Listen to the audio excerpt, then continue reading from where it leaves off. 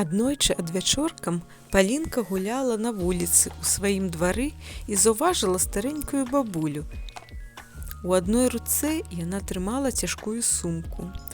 Доўга не думаючы, Палінка накіравалася да незнаёмай бабулі. «Добры дзень!» – прывіталася яна.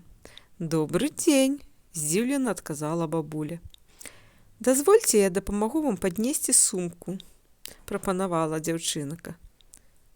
«Як себе клічуць, памочніца?» – пацікавілася бабуля. «Палінка!» – адказала яна. «Палінка? Вельмі прыгожае імя», – заўважыла бабуля. «Зрэшты, як і твая душа». «Дзякую вам!» – сціпла адказала дзяўчынка.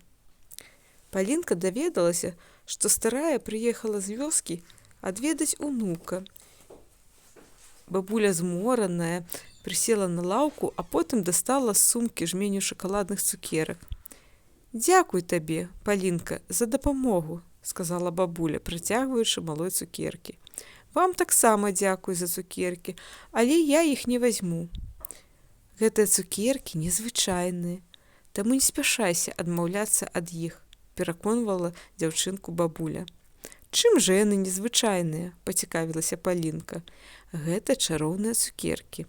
Яны прыносяць шчасце людзям з добрым сэрцам». «Няўжо гэта праўда?» – здзівілася дзяўчынка. «Канешне». Палінка ўзяла салодкі пачастунак і развіталася з бабулем. Здаволеная, яна накіравалася ў бок дзіцячай пляцоўкі і толькі сабралася расказаць сябрам пра сустрэчу з бабуляй і цукеркі, як раптам аднекуль зверху на яе паліліся кроплі вады. Аказалася, што гэта быў зусім не дождж, а чарговыя выхадкі мясцовага шкодніка Антошкі. Пад гучны Антошкаў смех дзеці пачалі разлятацца. Палінка таксама кінулася на ўцёкі. Чамусьці Антошка пагнаўся менавіта за ёй. «Адчапіся ад мяне!» – крычала Палінка. «Аддай цукеркі!» – запатрабаваў ён. «Я бачу, як бабуля табе іх давала». «Не дам!» – не здавалася дзяўчынка. «Аддай, а то пашкадуеш!» – пагражаў Антошка.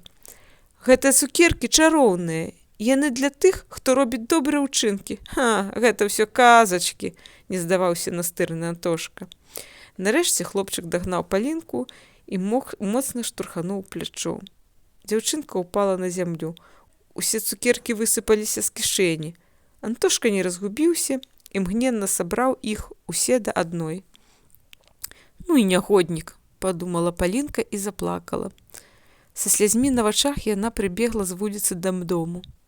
«Мамачка, чаму гэты Антошка такі кепскі? Паліначка, што здарылася?» Нічога не разумеючы, спытала маці. І дзяўчына паведала матулі пра сустрэчу з бабуляй і пра чароўныя цукеркі і пра шкадлівага Антошку. «Павер, дачушка, гэтыя цукеркі Антошку шчасця не прынясуць. Калі чалавек робіць зло, то адказ сам атрымлівае пакаранне». «Мамачка, чаму Антошка так сябе паводзіць?» «Можа, таму, што ў яго няма сяброў, і ён адчувае сябе зусім адзінокім». «Так, сапраўды, у Антошкі няма сяброў». «А давай мы зараз з табой разам пойдзем на вуліцу», – прапанавала матуля. На двары дзеці расказалі, што Антошка адну за адной з'еў усе цукеркі. Але пасля яго адолеў такі невыносны зубны боль, што горка плачучы, хлопчык пабег дадому. Праз нейкі час яго бачылі з матуляй у паліклініцы. Нягледзячы на дрэнныя антошкавыя ўчынкі, дзецям было яго шкада. «Усе людзі памыляюцца», – тлумачыла маці. «І часам, каб штосьці зразумець, трэба прайсці праз розныя выпрабаванні». Нават пасля таго, што здарылася, Палінка праявіла міласэрнасць. Яна шкадавала аб тым, што ніхто ніводнага разу не прапанаваў хлопчыку пагуляць з ім. Урэшце рэшт дзеці дачакаліся Антошку з паліклінікі. Усе разам яны пабеглі насустрач яму. Ад нечаканасці хлопчык запаволіў крок і схаваўся за маці.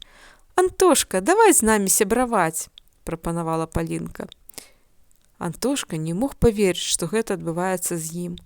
Ён адначасова адчуў і светлую радасць, і брыдкі сорам. Слёзы паліліся з вачэй у хлопчыка.